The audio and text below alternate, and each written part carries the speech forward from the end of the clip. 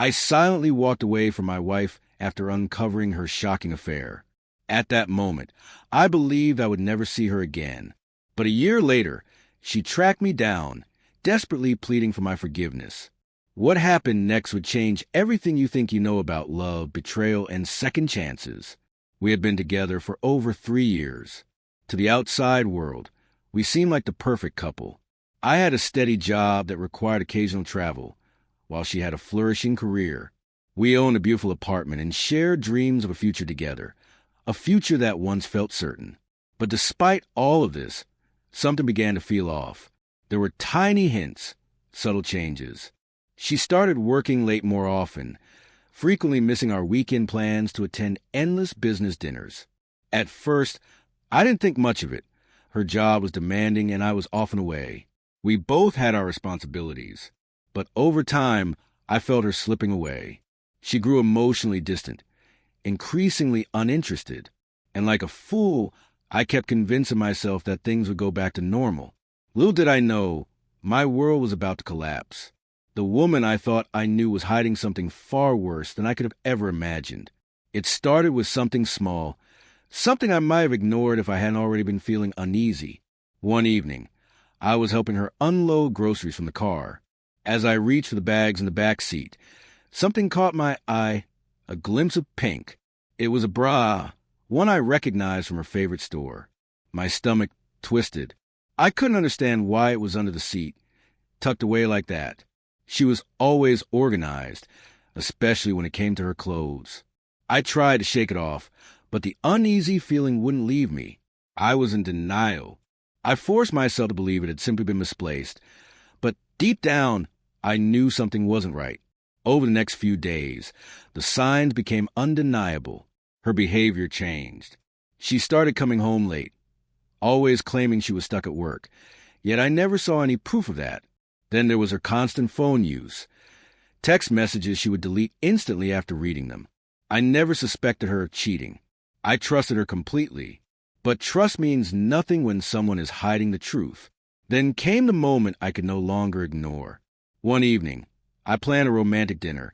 Candles, flowers, everything. I wanted to remind her how much I cared, to bring us back to the love we once had. But when she walked in, the excitement in her eyes quickly turned to guilt. She muttered an apology and told me she had to leave to meet her co-workers. It was always the same excuse. But this time, I couldn't take it anymore. Something inside me snapped. As she got ready, I grabbed her phone and discreetly tossed it into the back seat of her car. I needed answers. I needed the truth. So I followed her. And that night, the truth struck me harder than I could have ever imagined. I followed her to the bar she always went to after work. The tension was unbearable.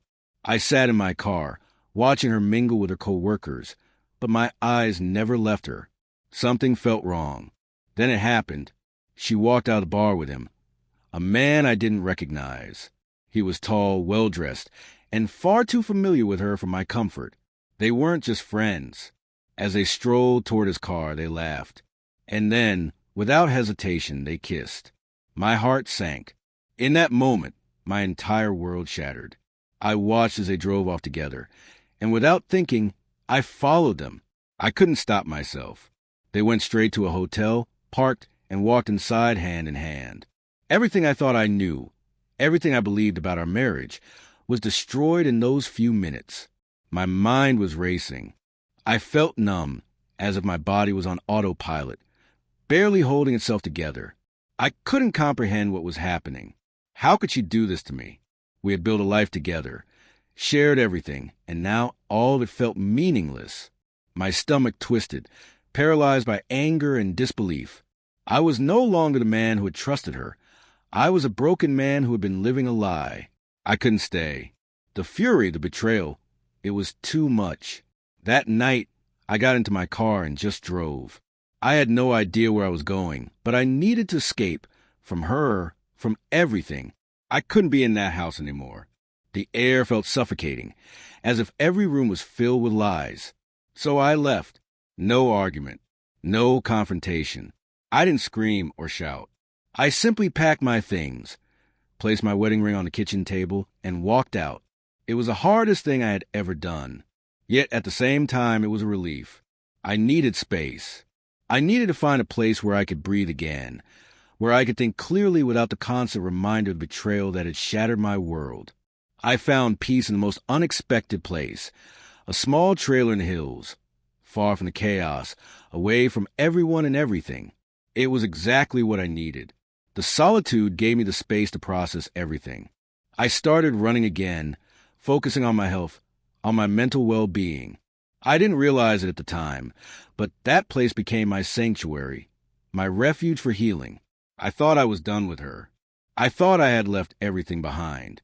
I believe I had moved on, that I was finally free. But deep down, I couldn't shake the feeling that something was missing. Then she found me. A year had passed. I had finally begun to feel like myself again, rebuilding my life away from the pain.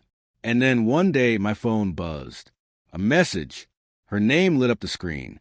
For a moment, I just stared at it. I hadn't heard from her in months. Not a word. No calls. No texts. And now, out of nowhere, she was reaching out. I couldn't believe it. I hadn't thought about her in weeks. Yet here she was, trying to crawl back into my life. Her message was simple, yet desperate. I'm sorry. I need to see you. I can't keep living like this. She begged for a chance to explain. At first, I ignored it. But as the days passed, her messages became more frantic. She said she had changed, that she regretted everything. I could feel the weight of her words, but I was still numb, still so hurt. How could I believe her after everything? How could I just let her waltz back into my life after the devastation she caused? Then she did something I never expected. She showed up at my doorstep. There she was, standing in front of me, eyes filled with tears, her face pale from the emotional burden she carried. She begged for my forgiveness. She told me how much she loved me. She swore she had realized her mistakes. She said she had made a terrible decision and wanted a second chance. But the damage was done.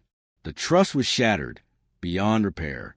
As she spoke, all I could think about was that night. The image of her with him, walking into that hotel together. I couldn't shake the feeling. My heart felt heavy, but my decision was clear. I wasn't going back. I didn't hold anything back. I let out everything I had been bottling up since the moment I saw her with him. Looking her straight in the eyes, I said, "You have no right to come here and try to undo all the damage you've caused. Do you really think I can just forget everything you destroyed? Everything we had? There's no going back from this." Her face crumpled, my words hitting her like a freight train. She broke down, sobbing, begging for forgiveness, but it was too late. The pain was still raw. I could still see her walking into that hotel with him, holding his hand as if nothing we had ever mattered.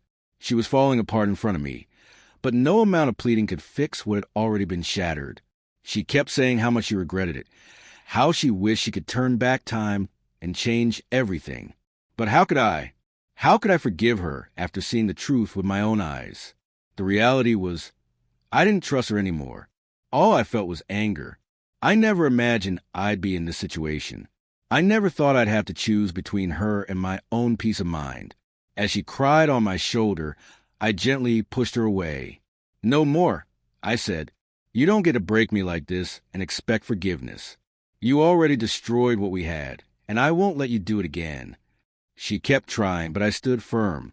I had made my decision. I wasn't going back. There was no us anymore, only the ghost of a love that had died long ago. I knew what I had to do, and there was no turning back. She could cry, she could beg, but I wasn't the same man who once blindly trusted her. The woman I had loved was gone, replaced by someone who could betray me without a second thought. I had found peace in my new life, a life where I no longer had to look over my shoulder or question if I was being lied to. That was the life I wanted now, and I wasn't going to let her or anyone take that away from me. As she stood there, desperately trying to convince me that she could fix everything, I realized something. This wasn't about forgiveness. This was about taking back control of my life. For so long, I had been living for her, for us, but now I needed to live for myself. I was done with the lies, done with the uncertainty. I wasn't going to waste any more time in a relationship built on broken trust. I needed to be free, free from her, free from the past. I turned away and walked back toward my trailer, feeling the weight lift off my shoulders with every step. I didn't need closure from her. I didn't need an apology. I just needed to move on. The thought of going back to that life, to that pain, was unimaginable. She had made her choices, and now I was making mine. And my choice was clear. I was done. I wasn't going back to her. Not now. Not ever. Walking away from my marriage wasn't easy, but it was the best decision I had ever made. Because this wasn't just about leaving her behind. This was about reclaiming my life, my peace, and my sense of self. I had given so much of myself to that relationship, and when it ended, I realized something. I had been neglecting the most important person, me. Sometimes, walking away is the hardest decision you'll ever make, but it's also the one that frees you. Since then, I've found a new rhythm in life. I've focused on my growth, on becoming the person I was always meant to be. I've made new connections, found joy in simple things, and learned something valuable. The future is far more beautiful when you're living for yourself, not for someone else. I may have loved her once, but now I've learned that love can't survive where trust has been broken. So, to anyone out there who's going through this, don't waste your time holding on to someone who wouldn't hold on to you. Let go of the past, and give yourself the freedom to build the life you deserve. It may feel impossible at first, but trust me, it gets better. You'll come out stronger, wiser, and free.